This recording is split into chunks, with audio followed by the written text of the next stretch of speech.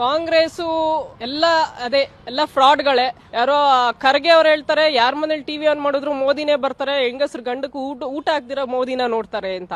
ಮೋದಿನ ನೋಡ್ತಾರೆ ಅಂದ್ರೆ ಅವ್ರು ಮೋದಿ ಎಷ್ಟು ಮಾಡಿರ್ಬೋದು ಜನಗಳಿಗೆ. ನೀವು ನಾಳೆ ಅದೇ ಮಾಡಿ. ನಿಮ್ಗಿನ್ನ ಮೋದಿನಿನ್ನ ಜನ ನಿಮ್ಗೆ ಎತ್ತಿ ಆಡ್ತಾರೆ. ಜನಗಳು ಎಲ್ಲಿ ನ್ಯಾಯ ಇದೆ ಅಲ್ಲಿ ಮಾತಾಡ್ತಾರೆ. ಕಾಂಗ್ರೆಸ್ ಅವರು ಓಟ್ಗೋಸ್ಕರ ಲೇಡೀಸ್ನ ಟ್ಯಾಕಲ್ ಮಾಡಿದ್ರಿ.